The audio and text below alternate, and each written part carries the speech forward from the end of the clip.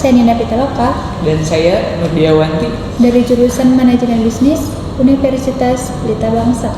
Di sini saya akan mewawancarai seorang marketing dari perusahaan PT King Plastik. Saya akan mengulik tuntas bagaimana proses pemasaran pada perusahaan ini. Saya berdua di sini akan mewawancarai Ibu Tina dari perusahaan PT King Plastik. Beliau dari bagian marketing akan menjelaskan bagaimana strategi pemasaran pada perusahaan ini. Mungkin ada beberapa pertanyaan dari kami untuk Ibu Tina, dan mungkin Ibu Tina sendiri yang akan menjelaskan semuanya. Di sini saya akan bertanya, bisa dijelaskan secara singkat oleh Ibu tentang profil perusahaan King Plastik itu seperti apa? Mungkin dari kayak seperti visi misinya. Pertama-tama PT King Plastik itu adalah salah satu perusahaan manufaktur packaging plastik terbesar di Asia, karena King Plastik ini adalah anak perusahaan dari Dynapack Asia. Nah, untuk King Plastik ini kita ada beberapa plan. Untuk King Plastik ini kita ada di plan Cikarang di kawasan MM2100. Di sini kita memproduksi botol-botol packaging khususnya lubrikan, seperti customer besar kita seperti ada Shell, JX, FKT, kemudian ada Pertamina dan lain sebagainya. Untuk visi dan misinya, King Plastik sendiri itu visinya adalah to become the total solution, innovation and sustainability partner for industrial plastic packaging in Indonesia. Jadi King Plastik ini merupakan salah satu perusahaan terbesar manufacturing packaging lubrikan terbesar ya, salah satunya. Untuk misinya sendiri, sebentar kita buka dulu. Misinya itu adalah grow together with our customer in really delivering innovative, sustainably high quality products. Mungkin untuk company profile itu yang dapat disampaikan. Ada yang ditanyakan? Baik, untuk pertanyaan selanjutnya mungkin saya akan bertanyakan bagaimana proses pemasaran produk plastik botol oli secara keseluruhan, mulai dari tahap perencanaan hingga eksekusi pada customer.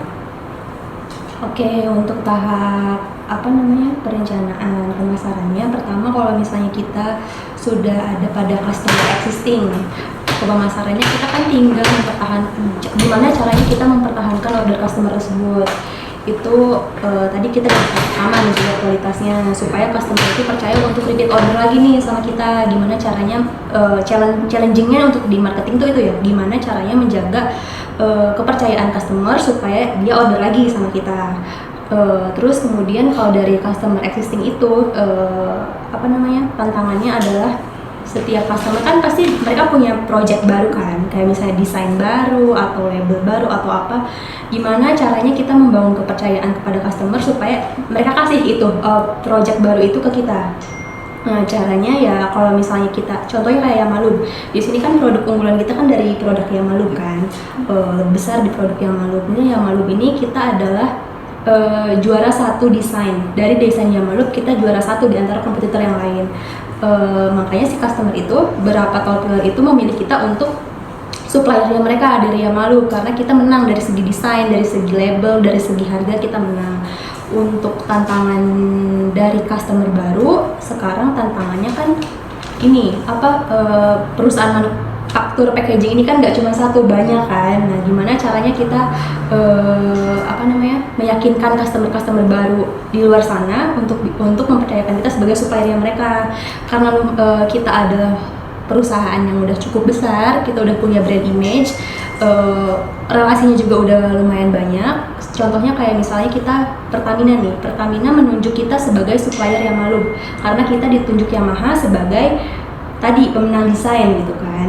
Nah itu seperti itu kalau dari pemasaran. Kalau tahapnya ya kalau misalnya ada project baru masuk, oke, kita trial, kita buat dulu produknya, kita mengikuti apa mau customer, kayak requestnya harus botolnya begini desainnya, labelnya begini, MOQ-nya dari semuanya, pokoknya dari desain dan apa-apanya. Kita kalau misalnya ada project baru, kita trial, customernya oke, kita deal, kita kalau dari secara sales kita ada penawaran harga di situ kita dari customernya.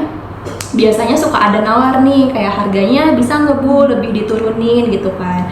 Tapi di situ juga kita punya data yang cukup ya, misalnya kayak nggak bisa nih Bu, kita harganya nggak bisa turun lagi karena dari segi material, dari processing cost, dari delivery itu semuanya udah pas gitu kan, nggak bisa ditawar lagi gitu. Kalau baru customernya oke, kita deal, customer keluarin PO, baru deh kita produksi barangnya, kirim ke customer gitu. Oke, terima kasih Bu Pina. Untuk pertanyaan selanjutnya, strategi pemasaran apa yang paling efektif dalam meningkatkan penjualan produk botol oli tersebut? Penjualan paling efektif yaitu tadi semakin customer percaya sama kita dan semakin banyak juga order yang kita dapetin kan. Makanya kita jaga banget nih dari segi kualitinya, dari segi harganya gitu. Jadi kita untuk menjaga kepercayaan customer ya di dua itu, dari segi harga, dari segi quality, semakin minim isu-isu quality, semakin customer juga percaya gitu kan. Terus kita juga sebagai sales harus pinter-pinter nih ngedeketin customer gitu kan, biar share sheet-nya lebih banyak ke kita dibandingkan ke kompetitor gitu. Baik, untuk pertanyaan selanjutnya Bu Pina, metode pengangkutan apa yang digunakan untuk mendistribusikan produk botol oli tersebut? Apakah menggunakan jasa pengiriman transportasi sendiri atau kombinasi keduanya? Kalau dari King Plastik ada keduanya. Kebetulan kan kita juga punya tracking ya, punya tracking sendiri. Jadi untuk customer yang misalnya kita kirim dekat ke sebelah JX, kita lebih sering pakai mobil sendiri. Tapi kalau misalnya ke customer yang agak jauh kayak Shell, ke Merak, Nufarm kayak gitu, kita pakai supplier juga, namanya SHD. Kalau nggak SHD, satunya saya lupa, pokoknya ada SHD dan satunya. Nah, kita pakai itu untuk pengiriman. Dan nggak untuk pengiriman pun kita banyak banyak syaratnya gitu kalau customer, apalagi kalau customernya rewel juga mereka punya standarnya sendiri. Jadi kayak misalnya dari pengangkutan itu mobilnya harus seperti ini, connect-nya harus seperti ini, harus pakai APD, harus apa, itu juga kita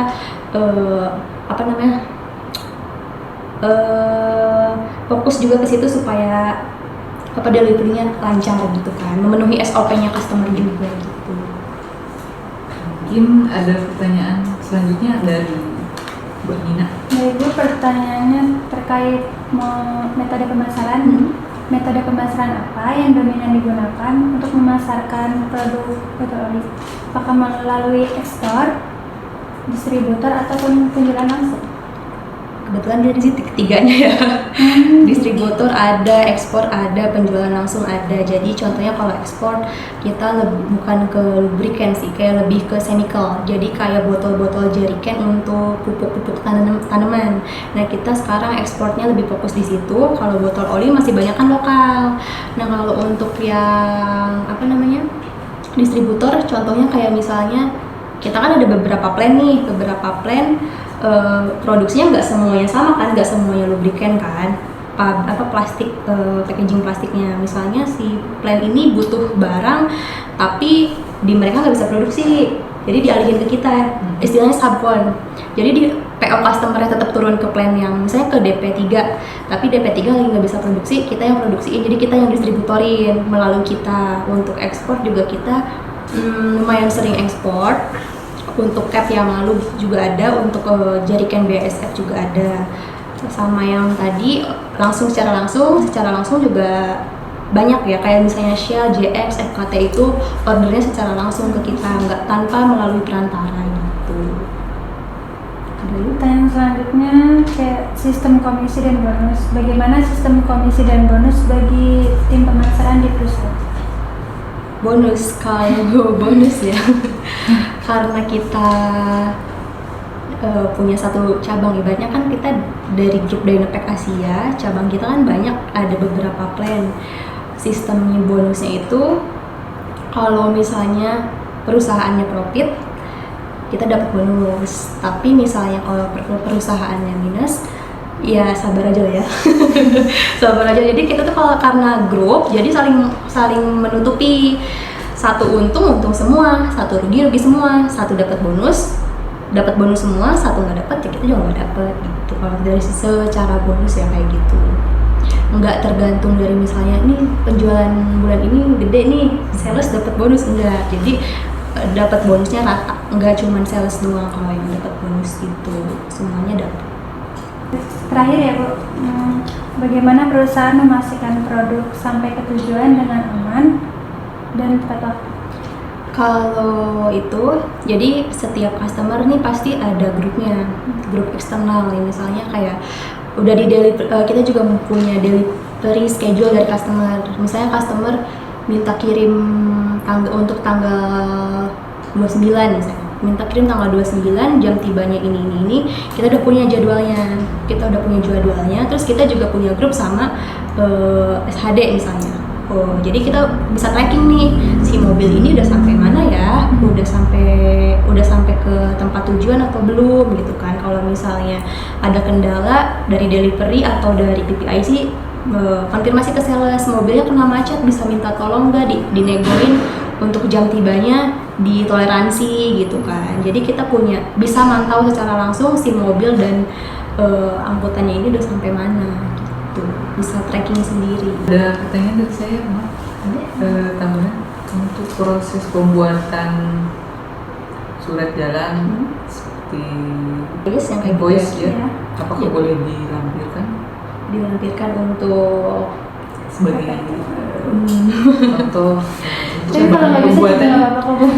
kalau itu kan konfidensial ya, nggak bisa di-share gitu kan. Cuman kalau misalnya dari alurnya bisa dijelaskan. Kalau misalnya surat jalan itu bisa terbit kalau adanya sales order.